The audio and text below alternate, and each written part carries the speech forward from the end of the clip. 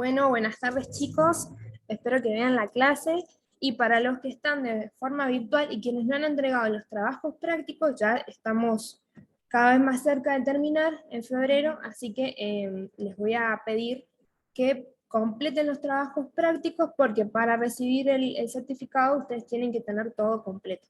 Así que cualquier duda o consulta que tengan pueden preguntar a soporte. En el caso de que no puedan usar el campus o no entiendan algo, siempre los chicos de soporte de Axioma les pueden ayudar en eso, eh, para que ustedes puedan cumplir, digamos, con los trabajos prácticos, subir todo al campus y que podamos ponerles las notas.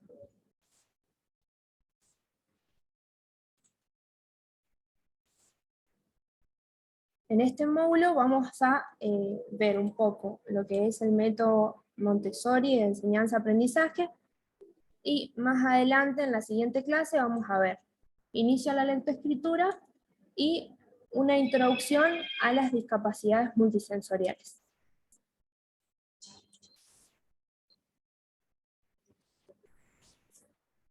Hay diferentes teorías sobre el aprendizaje y una que es la que más utilizamos en la actualidad es el método Montessori, que viene de la nueva escuela y que plantea un conjunto de experiencias que tienen que ver con poner al niño como eje central, donde es un ser activo y es capaz de aprender por sí mismo, no como las otras escuelas que son un poco más antiguas, donde el niño es totalmente pasivo y nosotros somos quienes dirigimos su aprendizaje. En este caso lo dirigimos, pero desde un lugar de observación y de intervención, pero siempre pensando que el niño es activo y que aprende y conoce a través de su propio aprendizaje. ¿Cuál es la noción de niño que tiene Ana María Montessori? Habla de que la etapa en la infancia es una etapa con significado propio, y es decir, el niño no es un adulto en miniatura como se pensaba antes, ni un sujeto pasivo, sino que tiene necesidades e intereses propios. Es un ser que juega, que experimenta, que se adapta al medio físico y social que nos rodea. Debemos favorecer durante la infancia la autoeducación y actividad propia en el niño para llegar a construir el adulto que debe ser. La noción de independencia que tiene Ana María Montessori habla de que es indispensable ofrecer al niño, no ofrecerle al niño ayudas que no necesita, que son inútiles. Hola. No necesita que hagamos algo que él pueda hacer por sí mismo, puesto que es algo que detiene su desarrollo. Habla de conceptos fundamentales como lo es la disciplina, la libertad y la independencia. Montessori plantea que la disciplina debe ser activa, lo que implica que el individuo es el que dispone de sí mismo, y quien marca su propia línea de actuación y por lo tanto es dueño de su conducta. Significa que debemos impedir al niño todo aquello que pueda ofender o perjudicar a los otros, pero siempre dejándole un grado de libertad. Entonces, ¿cómo nos entrenamos nosotros y nosotras como educadoras? Es indispensable entrenarnos para poder identificar los actos que debemos impedir y aquellos que debemos observar. Por ejemplo, si el niño está jugando con tierra o está manipulando algún tipo de alimento, lo dejamos. Es un proceso que él tiene que poder hacer.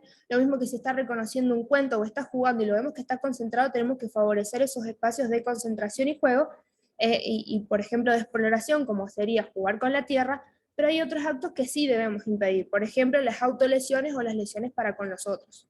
Que se suba arriba de la mesa, que ponga los pies arriba de la mesa, que juegue con agua en momentos donde no es adecuado. Si estamos jugando todos en el patio, por ejemplo, en medios de transporte, y armamos todo, se armó desde el jardín una especie de, pusimos un barquito con un fuentón con agua, y ahí no hay problema en que experimente y se moje y demás, pero sí, hay una canilla para lavarse las manos y se quiere lavar las manos y mojarla a los compañeros en el inicio de la clase, esas son situaciones que sí en donde debemos intervenir. Entonces, esta disciplina es una disciplina equilibrada, donde nosotros guiamos al niño y lo orientamos en su educación, pero sí también permitimos que observe y experimente. Antes, por ejemplo, era muy dirigida la educación. Los chicos, por ejemplo, no se podían ensuciar, tenían que sentarse derechitos, no podían explorar, si se portaban mal los castigaban con castigos físicos, y ahora eso no se utiliza. Y lo indispensable también de asimilar esta disciplina es que los niños sepan y aprendan dónde deben tener ciertos comportamientos, que no solo tienen que ser en la escuela, sino que también puedan extrapolarlos a otros ambientes como pueden ser la casa o situaciones externas. Y nosotros como educadores también debemos revisarnos y tratar de abandonar el formato disciplinar con el que fuimos enseñados, que es bastante directivo, que es poco exploratorio, es una enseñanza clásica.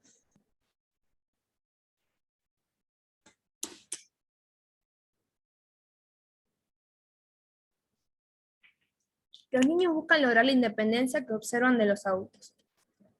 Por eso es importante reforzar su autonomía para que logre ser un ser autónomo y eficiente en su relación con los demás.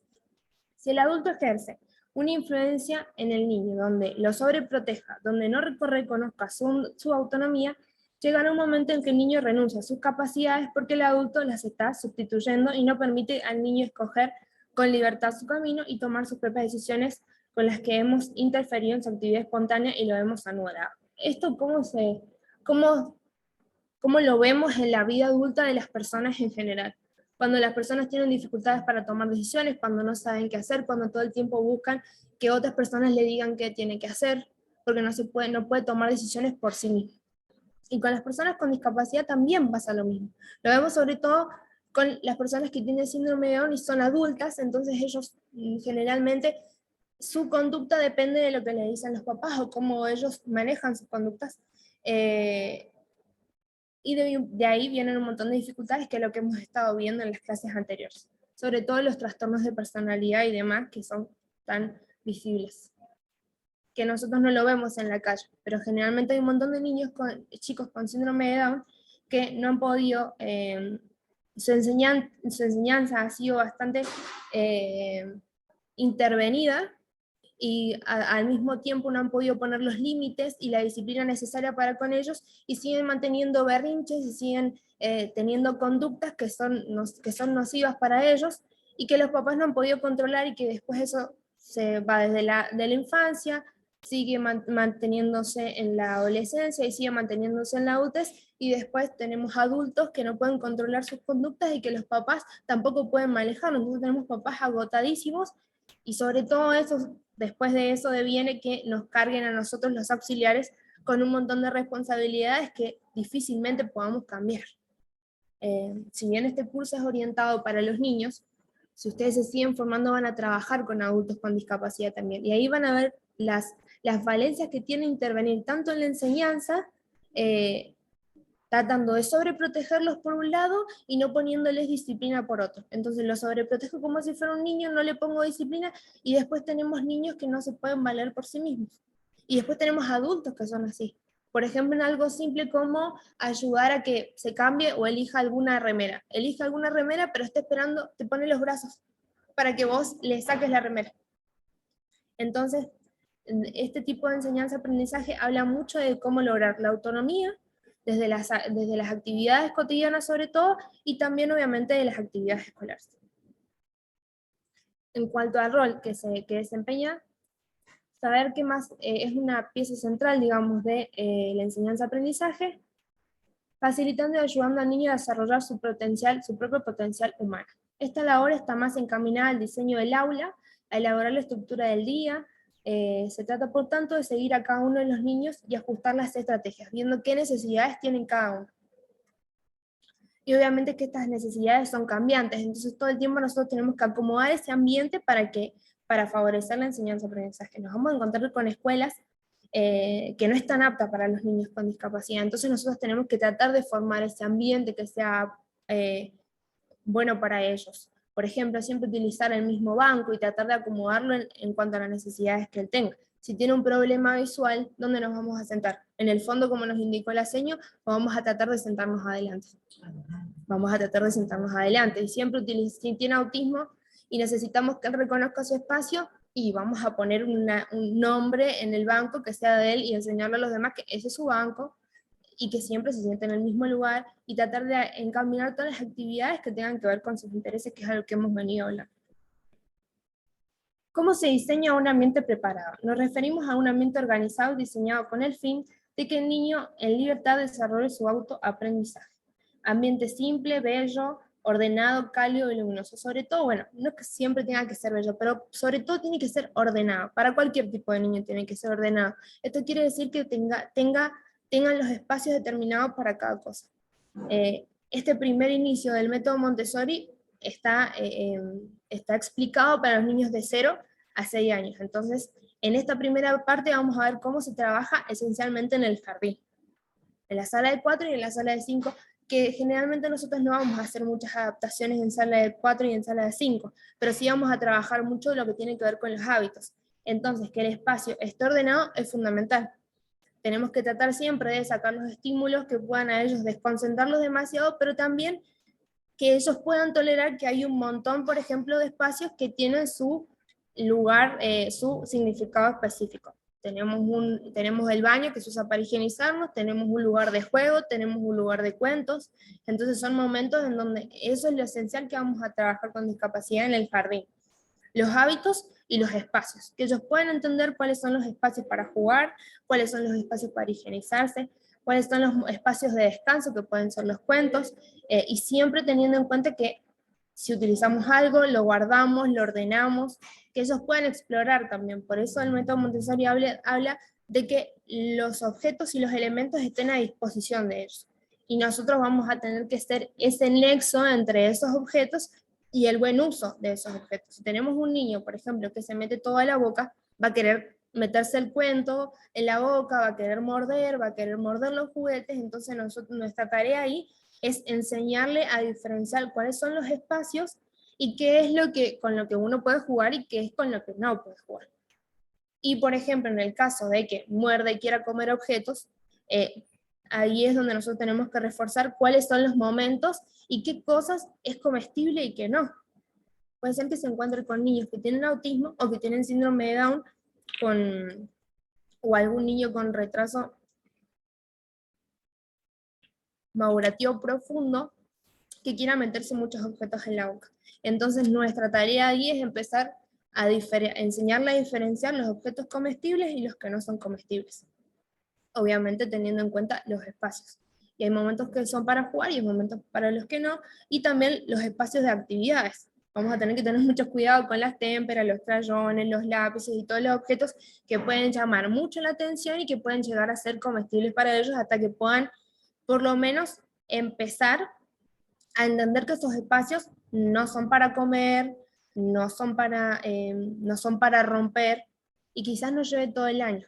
A esto voy que es una tarea sostenida en el tiempo. Quizás hay niños que se meten objetos en la boca y en 3 meses, o sea, hablando de la normalidad, en 3 meses ya, listo. O sea, dejó de hacerlo, porque entendió que eso no es comestible o que entendió que eso no se rompe. Con las personas con discapacidad nos va a costar un poquito más. Que entiendan que en ese lugar no te tenés que subir, que en aquel lugar no se puede comer. Entonces nosotros tenemos que sí o sí diferenciar todo eso, y por eso siempre el ambiente que ordenemos nosotros o que intentemos acomodar siempre tiene que estar ordenado. Y también espacios donde los estímulos, o sea, por los estímulos me refiero a los elementos, objetos, cosas comestibles y cosas que no son comestibles, también que podamos como sacarlos o no ponerlos al alcance de ellos, porque ellos necesitan también explorancia y la supervisión adulta nuestra. Por ejemplo, si vamos a una pileta, a una actividad recreativa, nosotros vamos a tratar de incentivar a que lleven por ejemplo, flotadores, para que ellos puedan jugar tranquilos, nosotros obviamente observando, pero para que ellos también puedan relacionarse con los demás niños, que es el proceso de socialización que tanto necesitan, porque tienen que aprender a convivir en sociedad con otros niños y con otras personas también. Entonces, son esos detalles que nosotros tenemos que tener en cuenta para lograr ese equilibrio entre que el niño explore y también nosotros estar presente con los límites y la disciplina.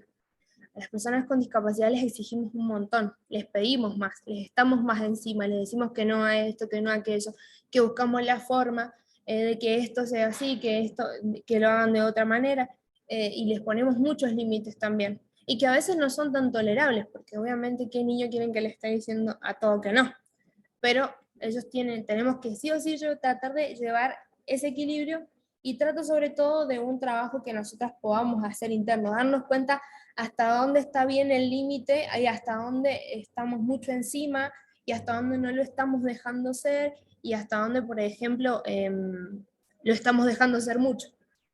Hay momentos en que va a pasar que lo estamos dejando ser mucho y que, ay no, no nos dimos cuenta o en 2 segundos le pegó a alguien y nosotros tratando de poner distancia. Y bueno, ahí vamos a tener que tratar de estar un poco más cerca. Yo no estoy de acuerdo con algunas personas que trabajan con discapacidad, piensan que no hay que dejarlos solos en ningún momento. Y yo no estoy, es depende, cada uno toma la teoría y tiene su proceso de enseñanza-aprendizaje para consigo mismo de una forma determinada. Yo no estoy particularmente de acuerdo con eso, porque pienso que ellos tienen que también explorar, porque si le estamos mucho encima, imagínense sala de 5 y sala de 4 donde tenés un montón de cosas para jugar, si le estás muy encima todo el tiempo, tampoco ellos pueden experimentar libremente lo que quieren hacer y lo que desean hacer. Entonces, si nosotros todo el tiempo estamos tratando de entender y conocer cuáles son sus necesidades, qué es lo que le gusta, qué no le gusta, si entendemos lo que le gusta, podemos ir a enseñarle algunas cosas por ahí. Pero si estamos todo el tiempo encima y todo el tiempo de una forma directiva, hay que hacer esta tarea, hay que hacer esto así, y a veces pasa que no es solamente que nosotras seamos así, sino que la escuela impone que nosotros seamos así, que estemos todo el tiempo, ¿no? Porque tienen que hacer esta actividad igual que los otros, pero en los momentos de descanso y los momentos donde quizás sí necesita deambular, necesita caminar, necesita un respiro, un descanso, como todos los niños, solamente que los otros manejan la tolerancia a la espera y a la frustración un poquito más que las personas con discapacidad. Entonces, esos espacios son por los que nosotros tenemos que como luchar, digamos, y son los espacios que tenemos que defender, tratar de darles cierta libertad para que ellos también puedan ser en el ambiente y puedan apropiarse de esos espacios. Porque si todo el tiempo estamos detrás de ellos directivamente, tampoco ellos pueden apropiarse de un espacio donde se les está diciendo a todo que no, y sí, la verdad que no van a querer estar ahí. Entonces tenemos que buscar la forma. Procesos cognitivos y procesos, bueno, está muy chiquitito acá, pero me lo subieron ya al campo y no lo puedo agrandar. Procesos cognitivos y madurativos. Habla de dos conceptos fundamentales que son la mente observante y el periodo sensible.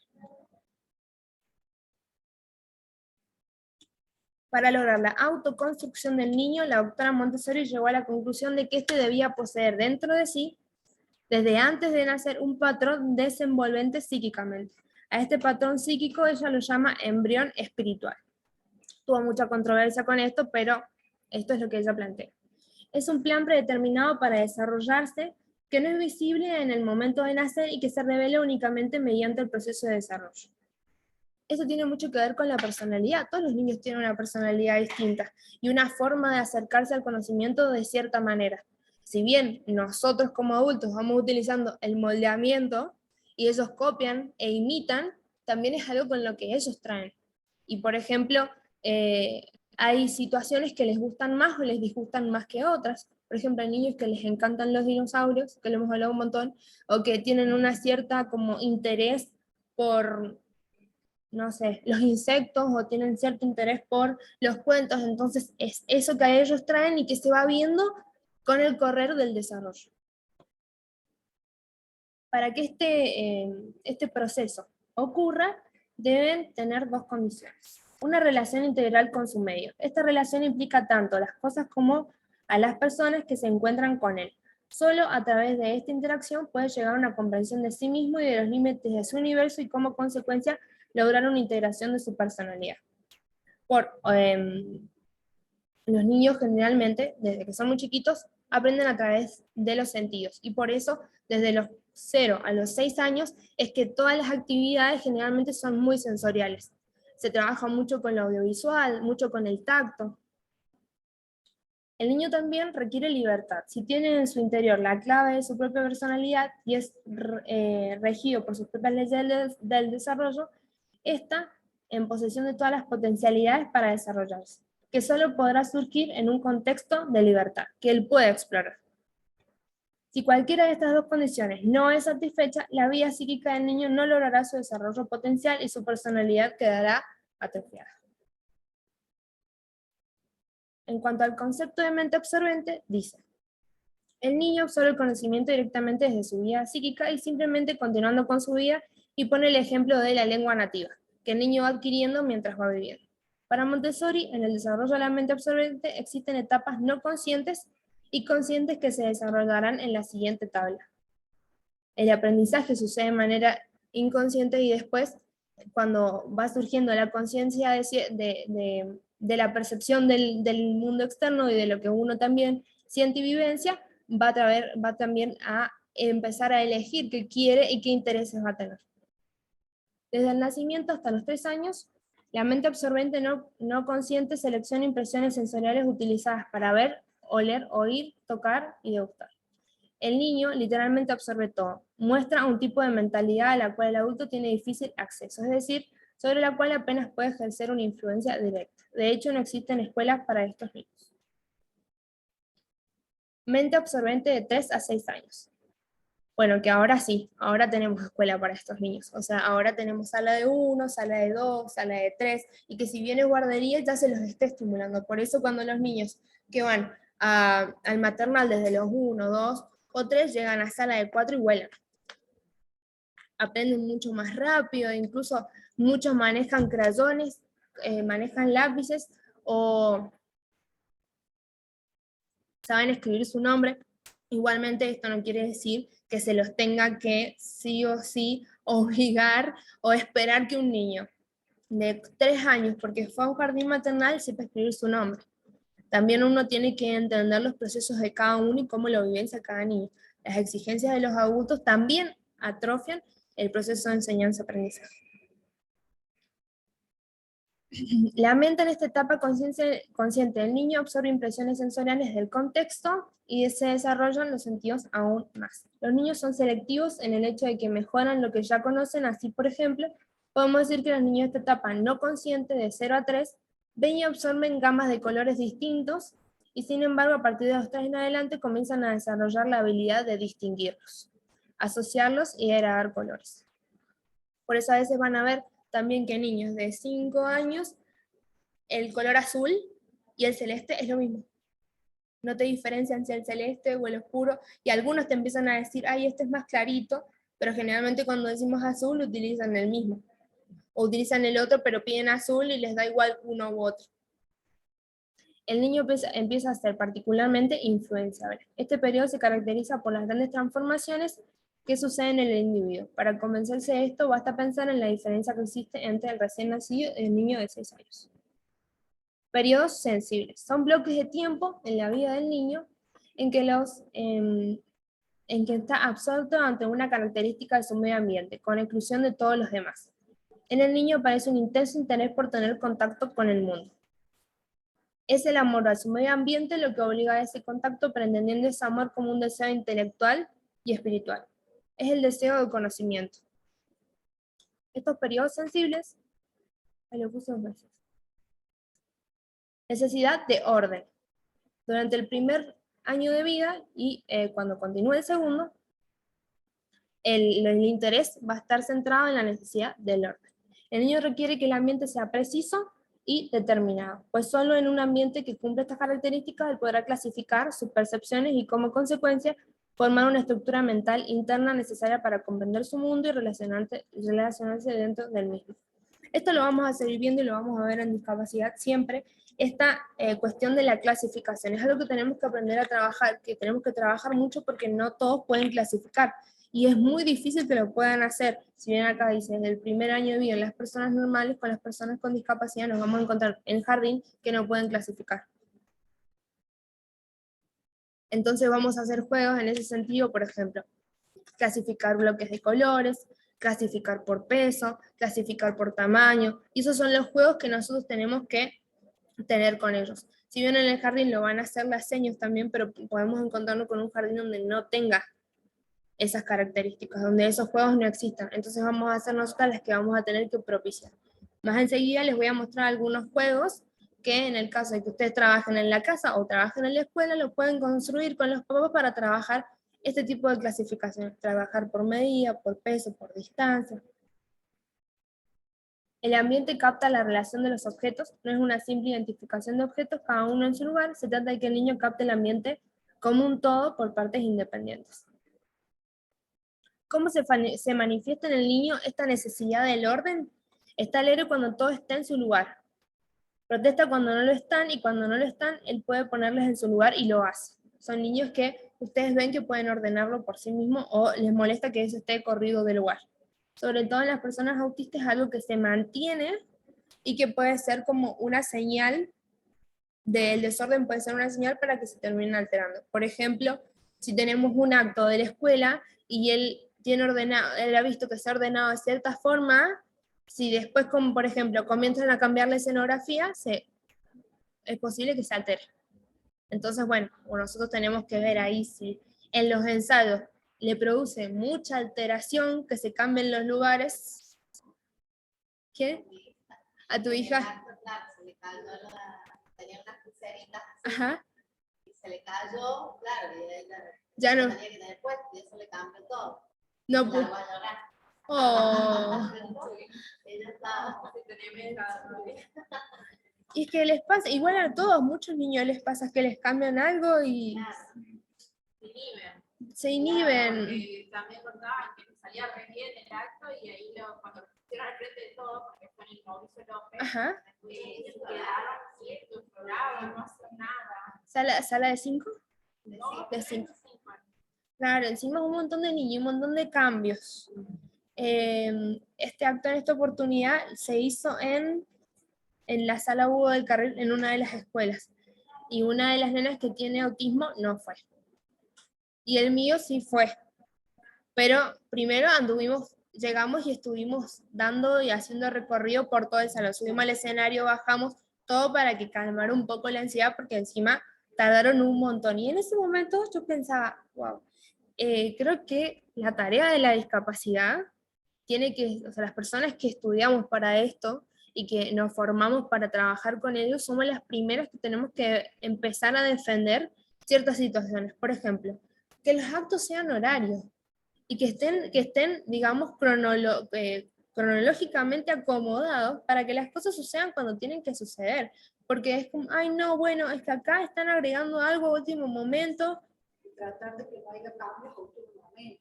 Eso, pero a veces pasa que habían unos chicos que estaban ensayando porque después del acto tenían ellos una presentación. Nosotros ya habíamos subido el escenario como 50 veces más o menos, y después, bueno, yo ya había llevado unas galletas que le gustan, que son ópera en la cartera, y tenía unos chicles porque con eso se entretiene también. Entonces le dije a los papás que, bueno, para que no se pusieran ansiosos porque estaban los papás o se quisiera ir, le dije que me lo dejaran a mí. Entonces se fue la mamá y después al rato habló con el papá y se pusieron en el fondo para que no los vea.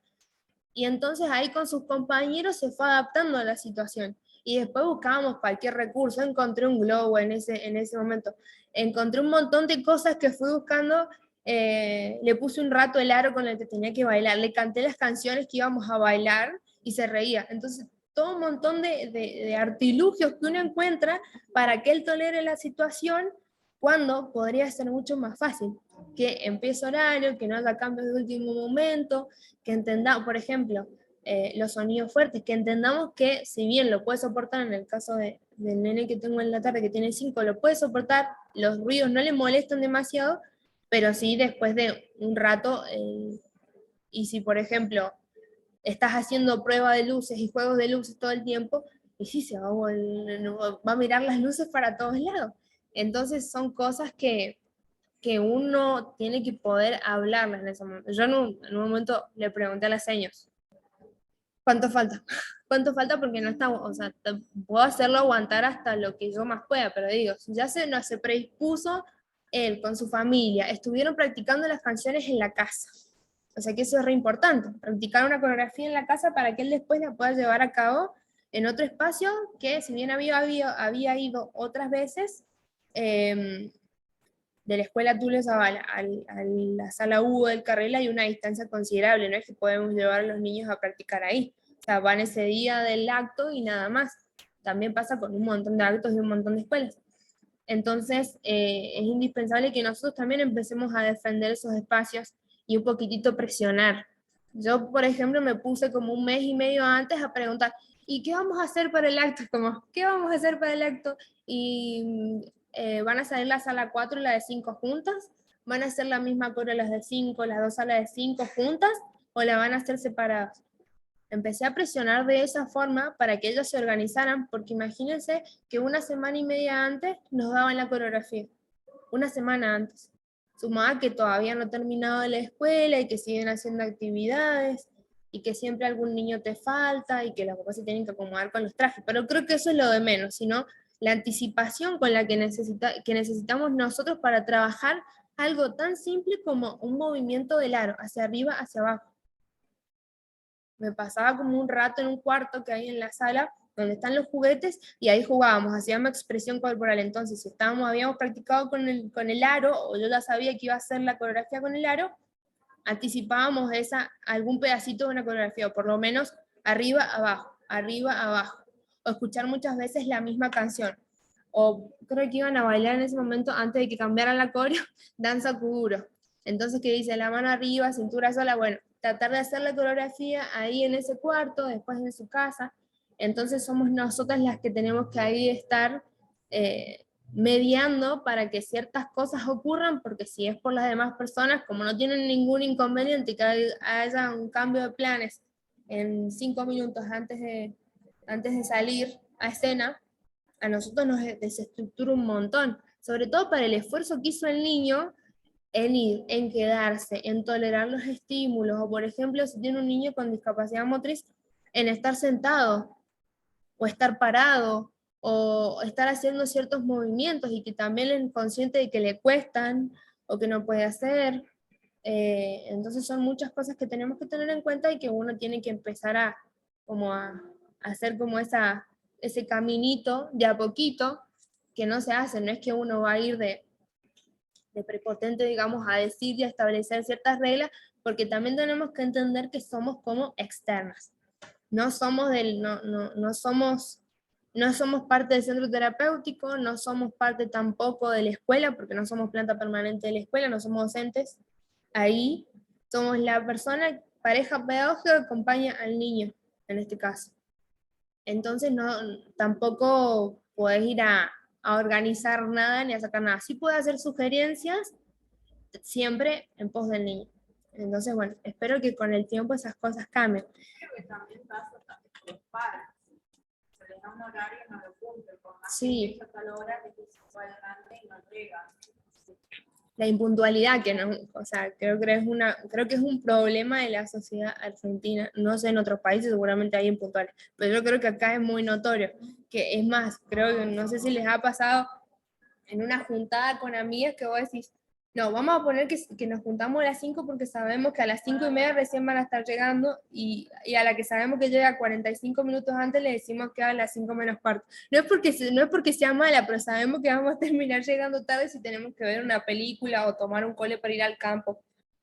Entonces, bueno, somos nosotras quienes primeramente tendremos que empezar a cumplir esas situaciones si queremos que algunas cosas cambien. Me ha llegado el comentario de que se aprobó la creación de los gabinetes psicopedagógicos, así que no sé cuándo, pero los van a empezar a implementar. Y eso en parte está bueno porque en las escuelas va a haber un psicólogo, un psicopedagogo, esperemos que haya más que uno, asistente social y más de una seño especial, porque generalmente se tiene una sola para el doble turno. O sea, que la que está con la de las mañanas, o sea, en la mañana tratando de acomodar los casos que tienen pareja pedagógica y los que no, imagínense, a nosotros generalmente nos dejan muy solas, porque la seño no puede coordinar todo. Entonces, bueno, este niño tiene pareja pedagógica, la seño se arregla.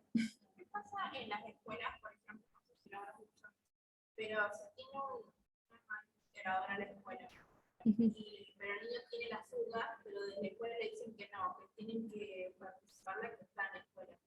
¿Varían algo? O sea, si no trabajan de la escuela, ¿qué se puede hacer? Y vos estás diciendo como, por ejemplo, o sea, que hay una maestra especial en la escuela y que el niño le dicen que no vaya con la seño, que no vaya con su seño aparte, o que sí que vaya. Sí, sí. Y vas a la casa y todo, pero en la escuela tienen el gabinete, sí. tienen su maestra. Entonces dicen que la que va el niño a una casa no vaga. Sí. ¿Puede hacer eso o no?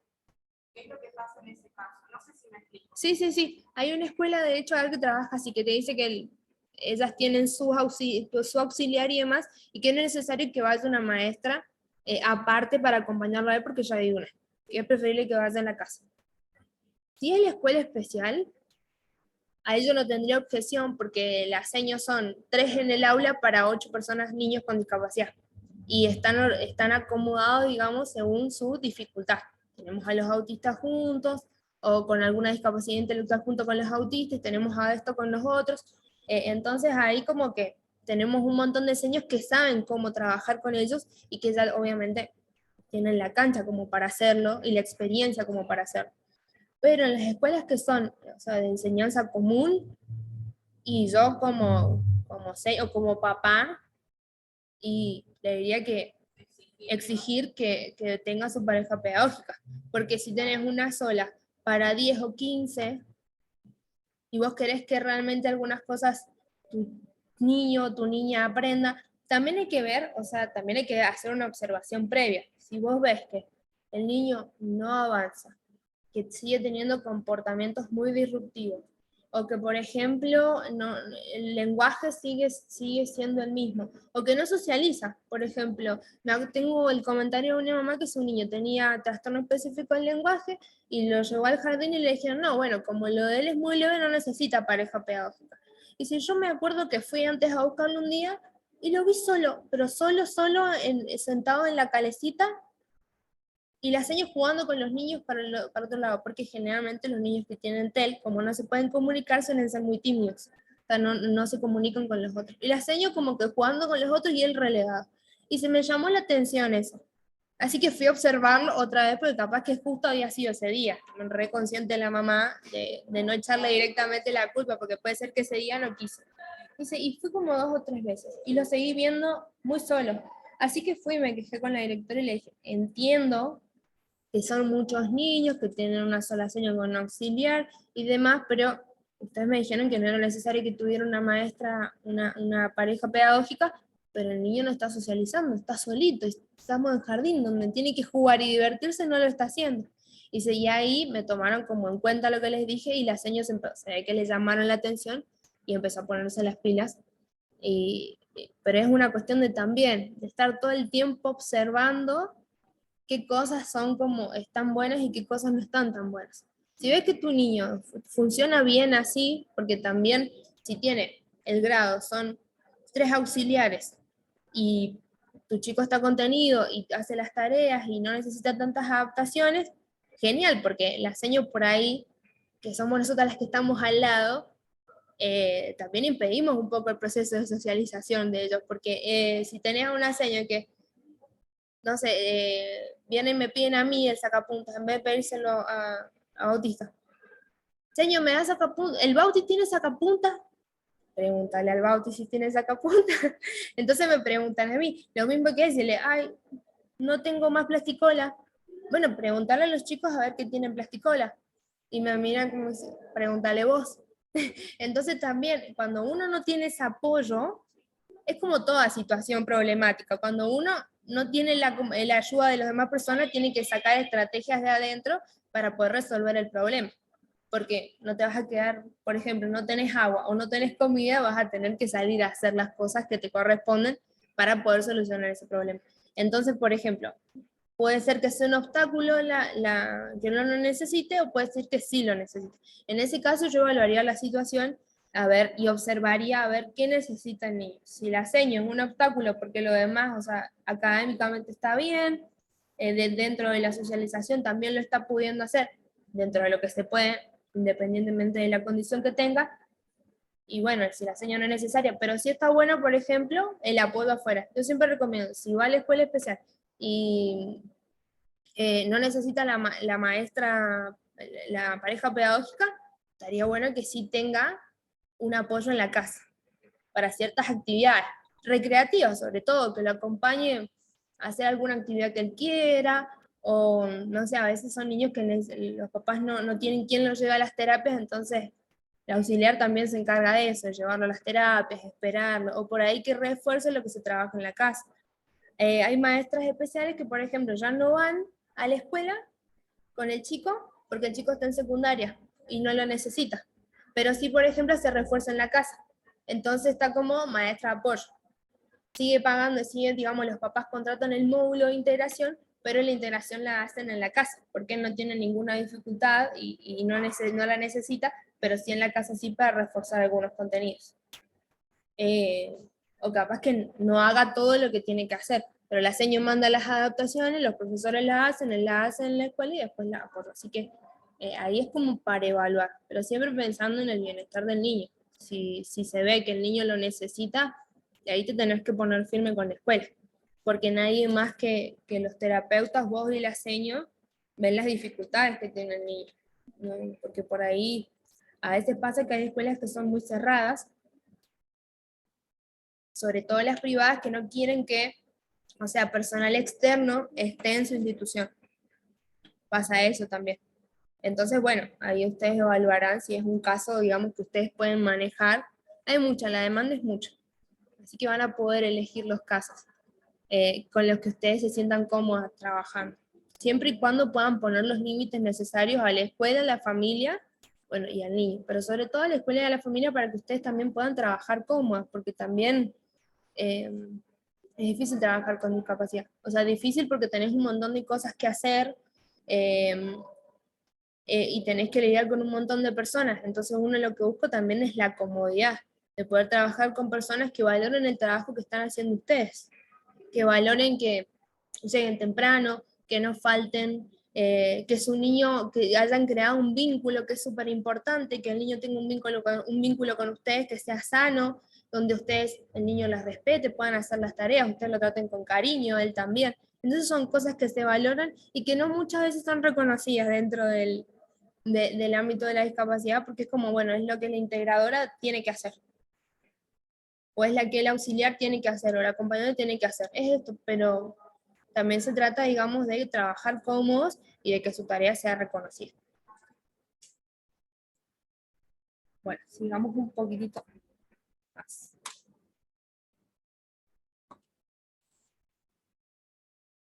Uso de manos y lengua.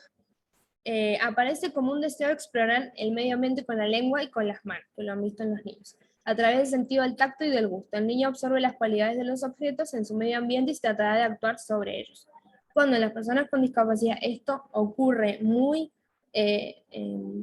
sostenidamente en el tiempo, se tiene que evaluar, a ver si, por ejemplo, puede tener lo que se llama en psicología trastorno de pica, que es comer todo el tiempo elementos que no son, objetos que no son comestibles. Eso se trata en terapia, porque además de la condición que puede ser como autismo, síndrome de Down, cualquier otra, también tiene esta condición que es un trastorno que implica, primero, peligrosidad para con el niño porque se puede comer cualquier cosa. Segundo, falta de discriminación entre lo que es comestible y lo que no es comestible, y es algo que tiene que diferenciar. Va en esto de diferenciar el yo, no yo, diferenciar tu cuerpo de los cuerpos y los objetos externos del otro. Entonces es algo que se tiene que tratar y que es algo que ustedes tienen que estar atentas, porque sostenía una cosa es que se come un pedacito de plastilina o un pedacito de masa de vez en cuando como para probar, y otra cosa es que esa actividad compulsiva sea sostenida. Entonces es algo que ustedes tienen que charlar con los papás y empezar a trabajarlos. Una forma de trabajar eso, les voy diciendo ejemplos, es que sea como una actividad todos los días. Poner en un plato o cosas que sean comestibles y en otro que no sean comestibles. Entonces que él pueda ayudarlo a identificar qué es lo que se come ahora y qué es lo que no se come. Obviamente y poner algo rico que a él le guste. Entonces va a tender a buscar aquello que es comestible para comerlo ahora. Entonces, ay no, esto no. Y todo el tiempo reforzar la conducta para que...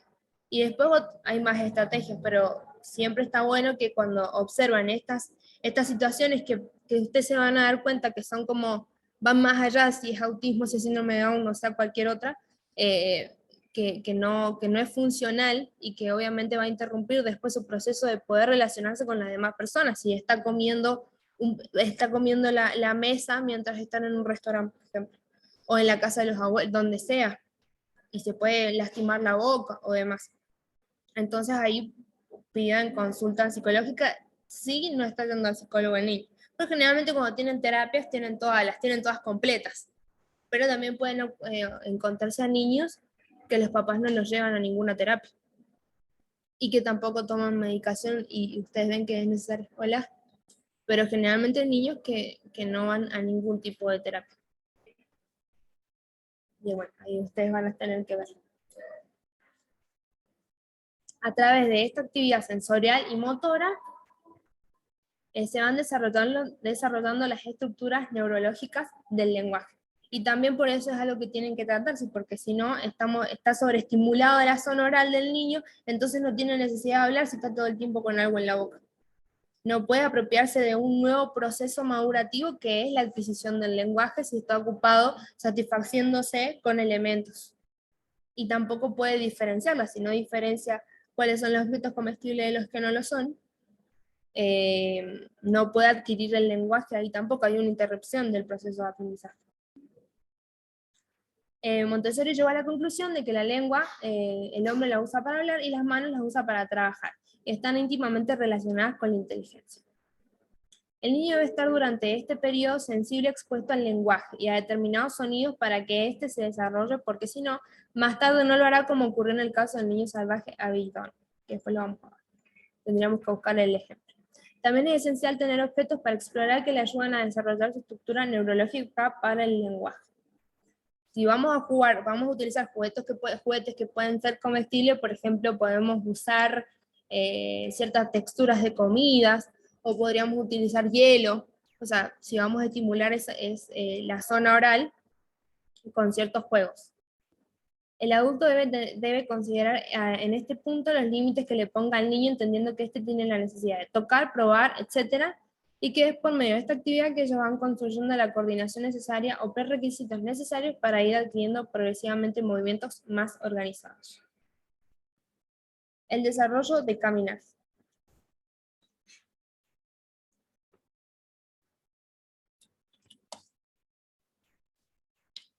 Este proceso, el de caminar, lo transforma al niño en un ser totalmente activo, porque todo el tiempo a través de la marcha va a ir conociendo y explorando mucho más que cuando son muy chiquititos y solamente gatean, sino que cuando caminan pueden explorar e irse a donde ellos quieran.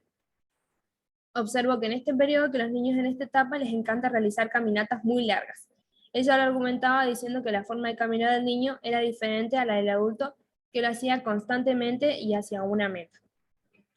Ustedes lo van a ver muy fácilmente cómo este proceso madurativo se queda un poco más de tiempo en los niños con autismo, donde todo el tiempo están caminando, yendo y viniendo, no hay una meta, sino que lo hace también como modo de autorregulación y exploración de los espacios. Si está ansioso va a tender a ir caminando para todos lados, y como nosotros sabiendo esto, no podemos pretender y no podemos tampoco dejar que los demás pretendan que el niño va a estar sentado 1 hora y media haciendo una actividad. Cuando nosotros observamos que esto del desarrollo del caminar, la marcha, está como sobreestimulada en los niños con discapacidad, lo que nosotros tenemos que hacer en ese caso es dejarlo que el niño explore y que el niño recorra, y total en qué digamos nos incomoda. Si está haciendo la fila para izar la bandera y se quedó en el espacio, ¿por qué pretender que se quede quieto? A eso voy. Si bien necesitamos que se quede quieto un ratito para hacer alguna actividad, bueno, trataremos de llamarle la atención, buscar los recursos para que lo haga, pero no necesariamente que él tenga que encajar sí o sí en un molde que esto tiene, de ahí vienen las escuelas clásicas y antiguas, de que todo sea estereotipado y que tenga una forma precisa y como el ejército de hacer las cosas, o sea, tan directiva. Para ello, el niño pequeño camina para construir su ser, pero lo hace lentamente, aún no tiene un paso rítmico ni conllevan ni conllevan sus propios pasos a una meta. Y acá también podemos utilizarlo para que haga descarga motriz. Si nosotros tenemos un niño que todo el tiempo tiende a la marcha excesiva, que va para un lado, va para el otro, bueno, vamos al patio un rato, trabajemos motricidad gruesa, vamos a los juegos, que ordene, que vaya y busque obstáculos, busquemos juntos, por ejemplo, vamos a buscar las hojas de este color para después llevarlas, pintarlas y estamparlas en una hoja. O vamos a algún juego, generalmente si estamos hablando de jardín hay muchos juegos en el patio, alguna que sea como la escalera y después bajamos por el tobogán. Bueno, esas actividades que sean un poco más regladas y que al niño le sirven para hacer actividad y podemos, por ejemplo, ahí podemos hacer conteo. Sube las escaleras, contamos hasta el 10 y bajamos las escaleras, decimos 1, 2, 3 y te largas. Entonces son todas situaciones donde uno puede promover el aprendizaje jugando y no teniendo que obligarlo a que se siente a hacer una actividad. Si hizo la actividad un ratito, genial, pero capaz que no puede llegar a las 2 o incluso 3 actividades que le ponen en el jardín. Entonces, ahí nosotros vamos a ver y a hablar qué necesita, y en ese caso hablar con la directora. Generalmente las escuelas públicas no tienen drama de que andemos deambulando por ahí. Es decir, salimos un rato al patio, o vamos al baño, o vamos, no tienen ningún inconveniente. Pero hay escuelas, por ejemplo, que sí o sí te piden que el niño no deambule. Nosotros finalmente lo que pretendemos es que deje de deambular. Pero en sala de 5 tenemos que sacarlo 3 veces al patio, se sale 3 veces al patio. Después veremos la forma de que él pueda quedarse más tiempo en el aula. Hay momentos en que no nos vamos a dar cuenta, o sea que no vamos a ver que él esté incómodo en el aula. Quizás se quedó todo el día y salimos un ratito en el patio con el resto de los niños. Vamos a tratar de prolongar esos espacios. Si al principio vamos 3, vamos a tratar de que después vaya 2 y después vaya una vez y tratar de como espaciar esos momentos. Pero generalmente no tratar de encajarlo al niño, y más si tiene 5 años, exigirle tantísimo que se quede adentro del aula obligado. También uno va a la escuela y para pasarla bien, o sea, va en ese momento a aprender, pero va a pasarla bien, si no, no tiene sentido, el niño no va a querer ir a la escuela. Y eso es lo que tenemos que explicar a los adultos, que son generalmente los que no lo entienden. Hay seños que son muy rígidas en la forma de enseñar, si bien han visto estas teorías, porque es una teoría que es de 1980 y algo, es vieja, que se sigue utilizando, pero no está implementada en todas las escuelas. Y también nos vamos a encontrar con maestras muy clásicas, que no tienen mucha predisposición a que nosotros nos salgamos del molde. O esperan que nos salgamos nosotros y no acompañan con los niños. Hay momentos en que, por ejemplo, están todos los niños iguales de alterados y que no quieren estar en el aula, y en vez de hacer un corte, los siguen obligando a que se queden en el aula. Cuando quizás, por ejemplo, no sé, vayamos al patio y después meriendan más tranquilos, meriendan más ordenados, meriendan con ganas, en vez de, ay no, bueno, después la tarea, la merienda, y después el patio. Entonces, hay que también ser versátil en esos espacios. Y nosotros proponer. Yo siempre propongo, mirá, hace mucho calor, o cuando no lo hacen ellas, porque normalmente en la escuela de la tarde, que es la sala de 5 que tengo, las seños te cambian esos horarios, porque hay una seño que es muy Montessori. Entonces, como que ella siempre algún juego de introducción hace, de esto de clasificar. Clasificamos los bloques, hacemos equipo, después les hace una actividad fuerte, antes de eso identificamos qué día es, todo con juego, y si los chicos están muy cansados, al patio y después merienda, o al patio, merienda y después actividad. Se va viendo eso. Hay otras maestras que son un poco más rígidas, o que tienden al juego todo el tiempo y sin ninguna actividad. Todo lúdico, lúdico, lúdico, y los niños por ahí necesitan, en sala de 5 sobre todo, porque van a pasar a primer grado, necesitan, digamos, una organización distinta del tiempo. Bueno, fascinación por los objetos diminutos. El cuarto periodo sensible es el intenso interés por los objetos diminutos. El niño puede quedar fascinado ante diminutos insectos, por ejemplo, que apenas son visibles para el ojo humano. Es como si la naturaleza reservara un periodo especial para explorar y apreciar sus misterios, que más tarde el adulto atareado pasará por alto. Eso lo podemos ver en el patio un montón de veces cuando algunos, por ejemplo, en este caso, el que tengo yo, va y busca piedritas muy chiquititas o las semillas que se caen de los árboles, esas que son duras, o encuentra cosas en el piso que que no entiendo cómo las encontró, pero nosotros, bueno, si vamos a hacer una actividad con eso, tratamos de que siempre sea exploratoria. Si está en esa fase de exploración intensa, tratemos de que las actividades sean de ese estilo. Vamos a buscar esto, vamos a encontrar lo otro. Aunque a veces uno trata de no sacarlo al aula para que haga cosas con sus compañeros, pero si proponemos esta idea de ir a explorar al patio, lo proponemos y podemos ir todos. Es una actividad que se puede hacer en conjunto. Sobre todo en sala de 5 y 4, que es mucho más flexible que sí o sí el inicio de la lectoescritura en primer grado. Y a veces hay niños que no vamos a tener niños que quizás están en primer grado, pero no da su atención para estar en primer grado. Y que son muy sensoriales y que tienden a la exploración todo el tiempo, que madurativamente no están. Entonces, nosotros vamos a tener que en ese momento estar un poco entre lo sensorial y tratar de que él madure para iniciar la lectoescritura. Entonces, por ahí se podría pensar en una reducción horaria y que en un primer momento hayan juegos y en otro momento otras actividades que sean como más regladas dentro de un espacio como es el cuaderno. Por eso ahora les voy a mostrar un videito también para unas actividades que ustedes pueden hacer y lo pueden hacer con los papás. O sea, siempre tratan de incluirlos a los papás y pedirles, hagamos esto, podemos construir aquello, y traten siempre de ir, obviamente que hay que pensar en la plata, en los costos, en cuánto nos salen todas las actividades. Hay escuelas que son muy completas que nos vamos a encontrar con un montón de material para trabajar, y hay otras que no. Pero en el caso de que se pueda, ir también variando. Trabajamos una semana con esto, o avancé como 3 juegos. Entonces, trabajamos una semana con esto, o 3 días con este. Le cambiamos el juego, otros 3 días trabajamos con esto, y así lo vamos rotando por la primera etapa del año. Entonces, él no se aburre y va de a poquito trabajando esto de resolver sistemáticamente los mismos ejercicios. Porque si se lo hacemos por 2 semanas seguidas o un mes seguido, al final no lo va a querer hacer y nos vamos a quedar sin actividad nosotras, o ya lo va a saber hacer, o puede ser que le deje de llamar la atención. Entonces, si los vamos rotando, es más fácil para nosotros y además también nos ahorramos costos, que es también importante porque eh, hay un montón de actividades re lindas para hacer, pero que cuestan mucha plata. Y a veces los papás no tienen, y a veces nosotros, si tenemos 3 niños integrados y material para todos, también tenemos que pensar en los costos. Interés social.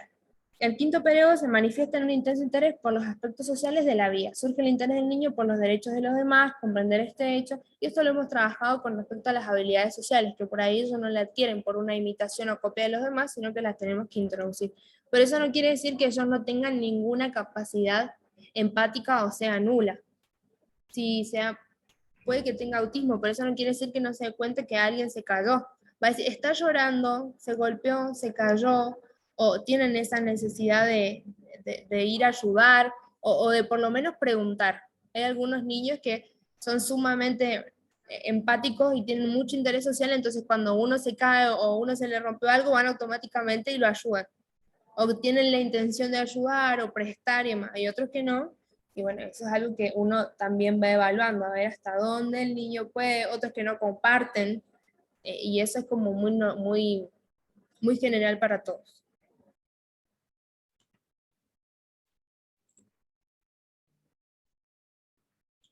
Les he puesto varios acá.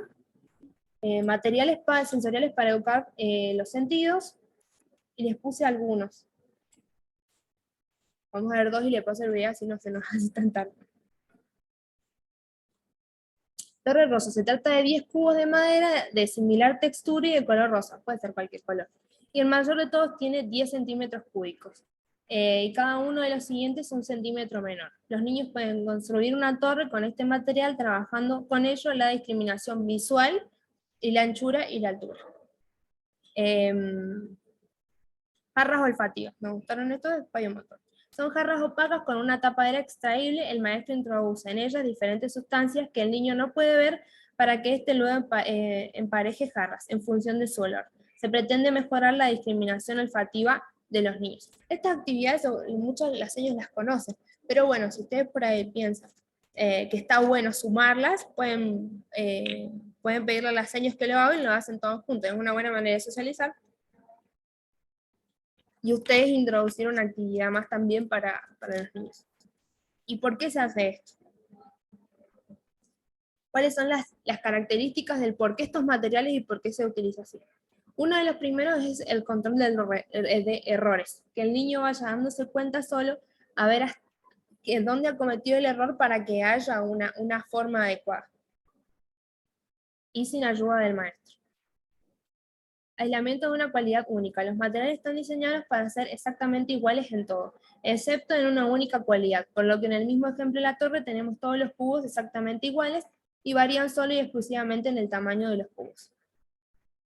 En el caso, por ejemplo, de tener que ordenar por colores, siempre va a haber alguna diferencia, ellos van a tener que ordenar de esa forma. Por colores, por números, por tamaños, por peso. Los materiales, implicación activa. Los materiales requieren una actividad por parte del niño y no tanto una actividad pasiva de observación. El niño tiene que coger, manipular, mover los objetos si quiere lograr realizar alguna tarea con éxito. Son atractivos. Esa es una característica que tienen que tener los elementos que utilicemos si vamos a trabajar con niños de 4, 5, 6, que tienen que ser atractivos, tienen que ser llamativos. Pueden ser brillantes o pueden ser opacos, generalmente opacos, pero que tengan colores. Si son muy brillantes, por ahí pueden sobreestimularlos. O pueden cansarse, porque algo que llama mucho la atención o que se utilizan colores fuertes, todo el tiempo después te terminan cansando. Entonces, por ahí que sean opacos, sobre todo trabajar con los colores primarios, y después si se puede ir agregando más colores. Bueno, acá un video cortito sobre Montessori y el autismo, porque si bien es para niños normales, se puede utilizar y funciona muy bien. ¿Cómo los materiales Montessori ayudan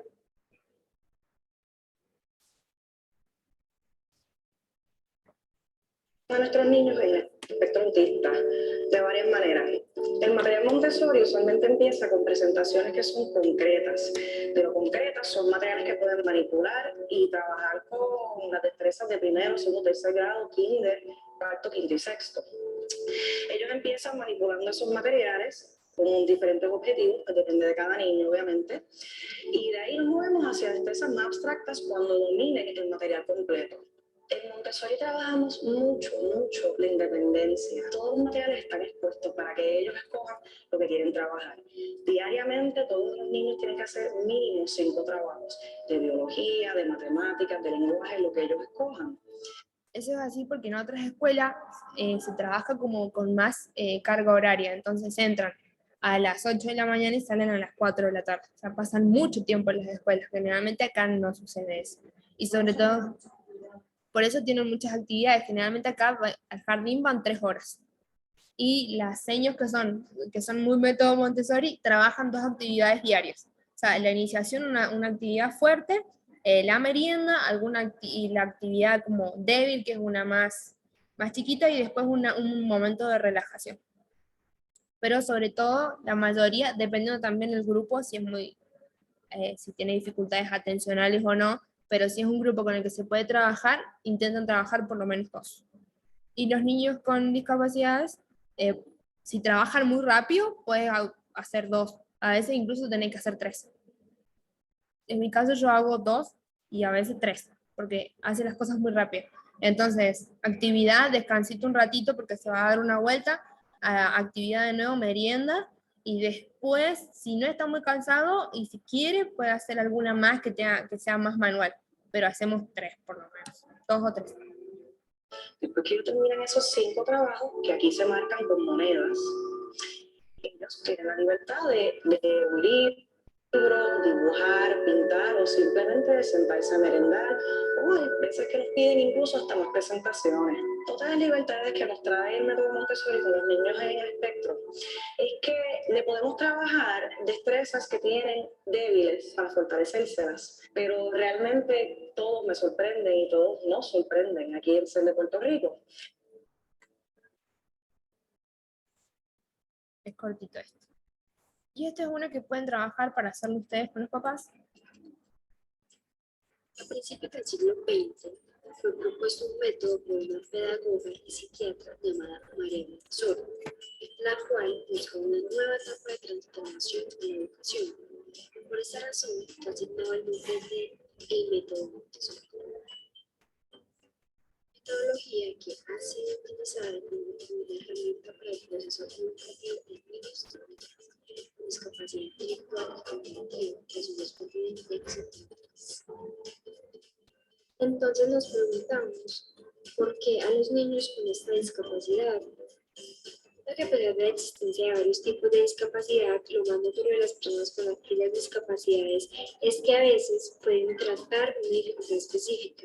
Les cuesta más que los demás aprender, comprender, comunicarse y relacionarse con los alrededores.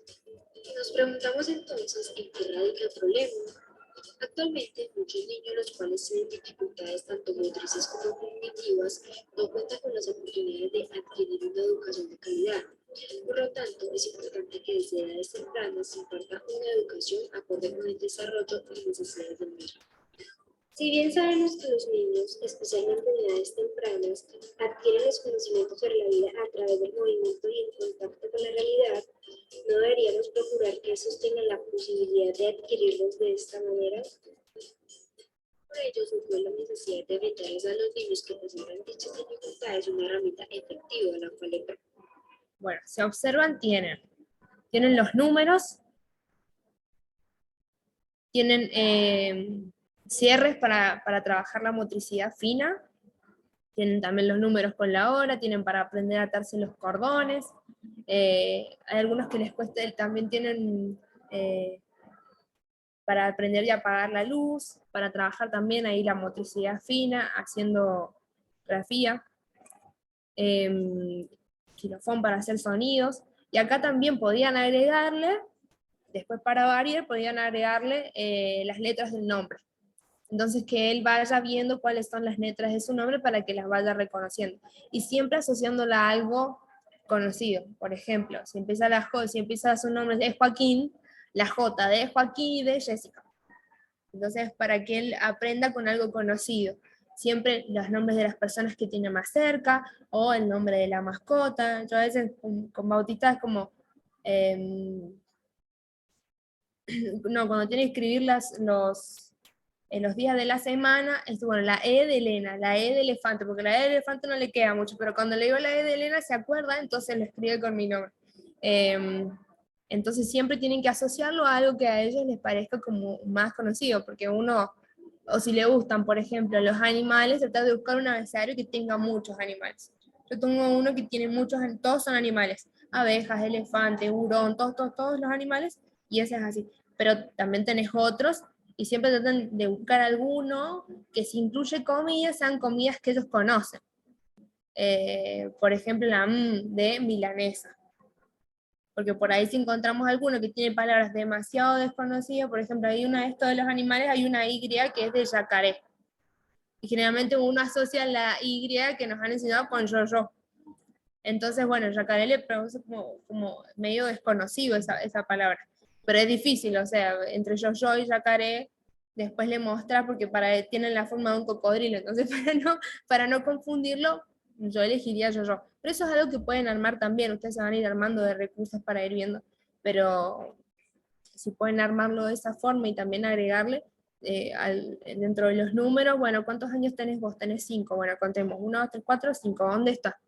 Y lo asociamos con la edad, entonces va a aprender del 1 al 10, y generalmente el 0 está, cuando tengan que ver cantidad, que lo vamos a ver la clase que viene, no utilicen el 0, o sea, como que esté nombrado, pero cuando empiecen a contar, empiecen desde el 1, porque el 0 no tiene cantidad, y ellos necesitan la asociación concreta con un número que tenga cantidad, entonces contamos del 1 al 10, y después podemos agregar conteo solamente hablado del 1 al 20 o del 1 al 15. Del 1 al 15 como mucho en el inicio de la lectoescritura, como muchísimo. Y siempre, bueno, les quiero contar un ejemplo que me pasó hace poquito, que me contó una de las integradoras, que hay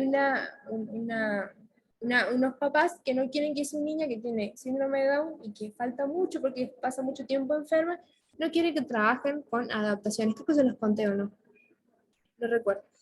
que no quieren que trabaje con adaptaciones, sino que ella vea los mismos contenidos que ven sus compañeros. Imagínense, fin de año, en primer grado vemos del 1 al 100. Es imposible una tarea así, que ella pueda adquirir del 1 al 100. Siendo que, además de que es muy chiquita, falta mucho proceso madurativo ahí. Generalmente, para ver esa cantidad de números, y el niño con síndrome de Down que está más estimulado, podemos empezar a verlo en quinto grado, por ahí sexto grado, recién esa cantidad de números. Y vamos a tratar de darle los números concretos que más podamos para que ellos puedan manejarse con el dinero. Pero abstracciones como 1.000.000, no, es muy difícil que lo puedan lograr, sobre todo en ambientes poco estimulados, pero igualmente, o sea, hasta el más estimulado, yo no he visto niños que conozca que han logrado saber hasta 1.000.000. Sí sé muchos que han logrado hasta el 1.000, 2.000, 5.000, pero porque lo manejan con billetes, entonces saben que 1.000. Pero generalmente cuesta mucho y son chicos ya de 20 y pico. Así que esto de trabajar del 1 al 10 le va a pasar que lo tengan que trabajar primer grado, segundo grado, tercer grado. Y con los niños que tienen autismo, por ejemplo, sí van a tener que ustedes bajar un poco la intensidad con la que los otros niños y la secuencia con la que otros niños aprenden los números. Si ellos hacen 5, o si hacen 10 cuentas, nosotros vamos a hacer 3, 5 como mucho. Depende de la capacidad atencional que tenga, y sobre todo teniendo en cuenta la capacidad de abstracción, porque a veces no llegan, capaz que están unos por el 5.000 y él recién va por el 800.000, o sea que no se frustren con esas situaciones, sino que va muy despacito, y si él no lo ha adquirido, no salten a otro contenido. Sigan fijando en ese hasta que ustedes hagan prueba de ensayo de error, ahí no te queda otra. O sea, si ves que pudo retener hasta el 10, y después vos pasaste y retuvo del 10 al 15, nunca se olviden de todos los días repasar del 1 al 10, porque si no va a quedar uno como que piensa que ya retuvo hasta el 10 y sigue con hasta el 15 y sigue hasta el 20 claro, y se olvidaron los otros. Después le preguntas un día, y bueno, ¿y este número cuál es? Y no saben que es el 8, no saben que es el 3, entonces siempre todo el tiempo recuperando saberes y agregando uno nuevo, recuperando y agregando muy despacito. Y puede ser que todo el año tengan que trabajar con los mismos números. Fomentar la creatividad, el pensamiento y capacidades motrices finas. El tablero Montessori es un dispositivo que brinda esa oportunidad de autonomía, independencia, habilidad y liderazgo tanto a los niños como a su familia. Para la realización del proyecto hemos decidido plantear unos objetivos. Como objetivo general tenemos desarrollar una herramienta que fomenta en niños de 0 a 6 años de edad la estimulación de los sentidos por medio de la tecnología Montessori. Como objetivos específicos tenemos comprender la dinámica del método Montessori empleado en el tablero, diseñar un tablero Montessori el cual incluye las actividades y construir un prototipo de un tablero Montessori con materiales asequibles. Si bien esto no te explica cómo hacerlo, pero sí te explica cómo está planificada la actividad. Y esta planificación le puede servir para ustedes planificarlo como algo que tengan que presentar o como un proyecto para construirlo en el aula juntos, y también para justificárselos a los papás. Porque cada cosa que nosotros le pidamos a los padres tiene que estar justificado y del por qué uno está haciendo esta actividad o por qué también lo tienen que trabajar reforzándolo en la casa. Porque es como, por ahí es como que no le dan mucha bolilla si uno no les dice bien del por qué lo tienen que hacer. Es como todo, si uno no tiene una justificación no le da bolilla a lo que está haciendo, pero también nosotros tenemos que explicarle, bueno, esto sirve para esto y esto de la manera más clara posible para que ellos tampoco se confundan en conceptos o se enreden en conceptos, no, de una forma simple, bueno, vamos a trabajar esto y por qué es necesario. Así que se los dejo terminar si quieren, no tiene mucha relevancia. Se ha buscado la forma de estimular estas capacidades. Varios detalles al respecto. El tablero gira color, donde el niño tiene una gran variedad de colores atractivos, el tapete de simulación, donde estimula la parte sensorial táctil y auditiva, marcos de vestir, en donde el niño mejora su motricidad fina y concentración, juegos de enseñanza Montessori, es como un rompecabezas con el cual el niño puede abrir y cerrar bolsillos, cerraduras, etc. Ahora bien, contextualicemos. Como conceptos claves, Les interrumpo todo el tiempo el video. Y también cuando hagan un tablero pueden secuenciarlo por partes, porque lo que ellos que van a querer hacer los niños es, voy resolviendo un poquito cada uno porque no aguantan la ansiedad, quieren hacerlo todo junto. Entonces eso les va a servir para fomentar la tolerancia a la espera y que cuando terminen uno puedan pasar al siguiente. Y cuando terminen el siguiente pueden pasar al otro hasta que lo puedan terminar todo ordenado. Pero en las primeras instancias que lo exploren y que lo hagan como ellos quieran. Y después ustedes introducir la tarea más ordenada. Tenemos la estimulación temprana multisensorial, el tablero Montessori, productos de apoyo, discapacidad motriz y cognitiva. La estimulación temprana multisensorial es un ambiente con estímulos controlados, se trabajan las sensaciones, dándole al niño la libertad para explorar. La discapacidad motriz, alteraciones del aparato motor y su funcionamiento. La discapacidad cognitiva afecta en la capacidad del individuo para adquirir, manifestar o expresar los conocimientos y las habilidades sociales. Productos de apoyo, audífonos, sillas de ruedas, elementos de apoyo a la comunicación, gafas, prótesis, pastilleros. Tablero Montessori. Este es un panel sensorial que recoge a la perfección la metodología Montessori. Dispone de juegos manipulativos. Objetivo específico número 1. Actividad número 1. Investigar qué tipo de dinámicas suele incluir. Actividad número 2. Consulta de ejercicios que ayudan a la estimulación de los sentidos. Actividad número 3. Seleccionar las actividades más propicias. Objetivo específico número 2. Actividad número 1. Generar y evaluar alternativas de diseño. Actividad número 2. Definir geometrías del prototipo. Actividad número 3. Seleccionar las piezas adecuadas. Actividad número 4. Definir el acoplamiento de las piezas. Objetivo específico número 3. Actividad número 1. Seleccionar los materiales adecuados y económicamente accesibles. Actividad número 2. Construcción de componentes utilizando procesos de manufactura. Actividad número 3. Probar la funcionalidad del prototipo durante la construcción. La idea es poder desarrollarlo en 14 semanas. El primer objetivo es desarrollarlo en las 3 primeras semanas, el segundo objetivo en 7 semanas y el tercero en 4 semanas. Contamos con un presupuesto de 10.490.000 pesos.